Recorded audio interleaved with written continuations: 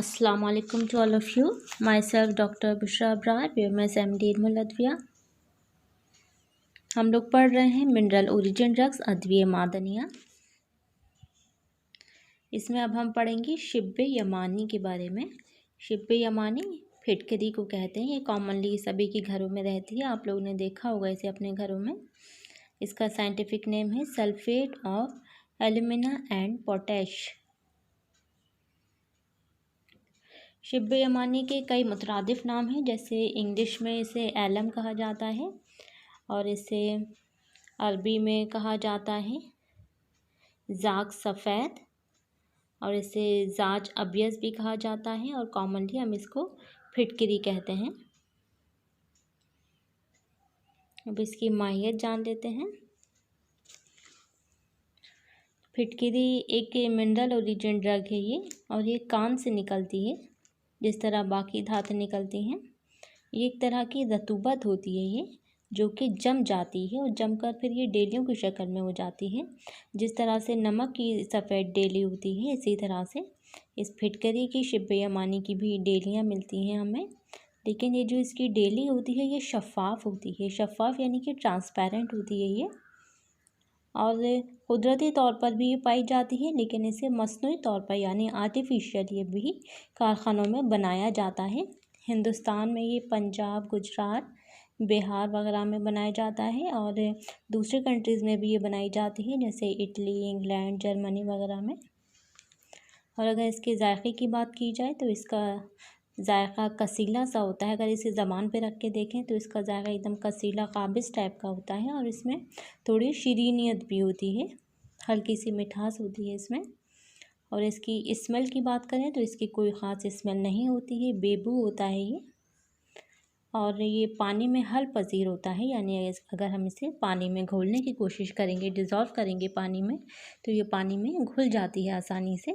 लेकिन इसको पानी में घोलने के लिए अगर एक हिस्सा फिटकरी है तो उसके लिए 11 हिस्से पानी की ज़रूरत होती है, यानी 11 गुना 11 टाइम्स पानी की रिक्वायरमेंट होती है। और इसकी ख़ास बात यह है कि अगर इसको आँच दी जाए, अगर इसे गर्म किया जाए तो ये गर्म करने पर ये घुल जाती है। इसके अंदर नेचुरली पानी की काफ़ी मकदार पाई जाती है, इसलिए जब हम इसको आँच देते हैं तो ये घुल जाती है।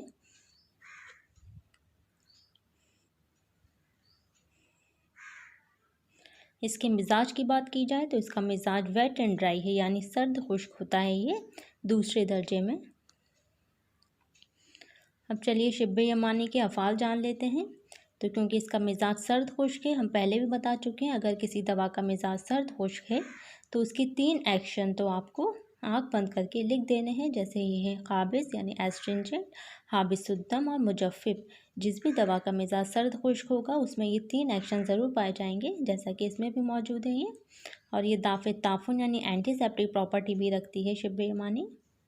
और ये दाफ़े तशन्नुज भी है। तशन्नुज कहा जाता है मरोड़ को, ऐंठन को, स्पाज़्म को, यानी ये एंटी स्पाज़मोडिक एक्शन भी रखती है।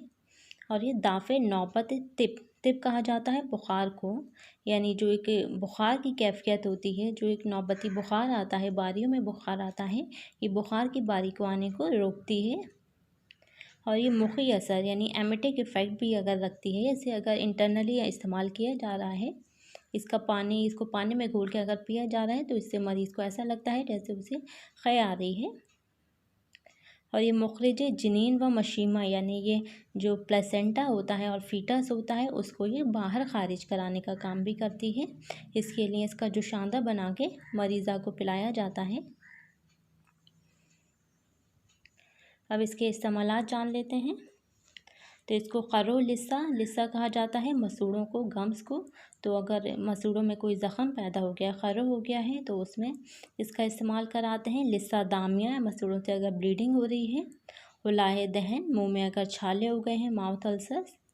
लॉज़ेटैन कहा जाता है टॉन्सिल्स को। अगर वर्म में लॉज़ेटैन हो गया है, टॉन्सिलाइटिस की प्रॉब्लम है, तो उसमें भी इसका इस्तेमाल कराते हैं। और तहरीक दंदान यानी टीथ की सेंसिटिविटी के लिए इसको किस तरह से इस्तेमाल कराएंगे, तो इन सब कंडीशन में इसका गरगरा कराते हैं। इसको पानी में हल करके मरीज़ को दिन में 2-3 बार गुनगुने पानी में इसे गरगरा करने के लिए कहा जाता है। और इसका मंजन सुनून भी दांतों पर मला जाता है। तो इन सब कंडीशन में इसको गरगरा या सुनून के तौर पे इस्तेमाल कराते हैं। अमराज़ चश्म व अनफ में भी यानी आँख के और नाक के अमराज में भी इसका इस्तेमाल कराते हैं। और ये खांसी में खुनाक कहते हैं डिप्थीरिया को, ज़ेख़ुन्नफ़स यानी एस्थमेटिक कंडीशन में इसका इस्तेमाल कराया जाता है। एस्थमा में जो ब्रोंक्यूल्स होती हैं उनमें तशन्नुजी कैफियत स्पाज़्म पैदा होता है, क्योंकि ये दाफ़े तशन्नुज है, एंटी स्पाज़मोडिक है, तो ये स्पाज़्म को रिलीज़ करता है, इसलिए इसको इसमें इस्तेमाल कराते हैं। और ये बुखार में भी इसको इस्तेमाल कराया जाता है, क्योंकि ये दाफ़े तिब है। ये जरियानुद्दम में यानी ब्लीडिंग अगर कहीं से भी हो रही है तो उसमें इसका इस्तेमाल कराते हैं। और ये कॉन्ट्रासेप्टिव एक्शन भी रखता है। ये किस तरह से कॉन्ट्रासेप्टिव एक्शन रखता है, तो इसकी जो पेस्ट्री होती है, पेस्ट्री बना के बिफोर इंटरकोर्स इसको वजाइनली इंट्रोड्यूस कराया जाता है, तो क्या होता है कि हमल नहीं ठहरता। इसकी मिकदार खुराक होती है 250 से 500 मिलीग्राम। कीमियावी अज्जा होते हैं इसमें, पोटेशियम होता है, एल्युमिनियम होता है, हाइड्रोजन होता है, सल्फ़र है एंड ऑक्सीजन। मुज़िर असर एडवर्स इफ़ेक्ट की बात करें तो अतिब्बा ने बताया है कि अगर इसको इंटरनली इस्तेमाल कराया जा रहा है तो ये मैदे और अमा के लिए यानी स्टमक के लिए, इंटेस्टीन के लिए और रिया यानी कि लंग्स के लिए ये मुज़िर असर रख सकती है।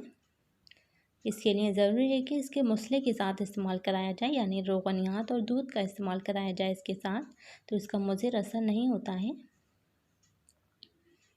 इसके मशहूर मुरक्कब में सफ़ूफ फिटकरी आता है, जो काफ़ी मशहूर है। ये ज़ख्मों वगैरह पर भी छिड़का जाता है, जिससे जो ब्लीडिंग होती है ज़ख़म की, ये ब्लीडिंग को भी रोकता है। हाफ़िज़ुद्दम है और ये एंटीसेप्टिक प्रॉपर्टी भी रखता है, जिसकी वजह से ज़ख़म को जल्दी हील होने में मदद करता है ये।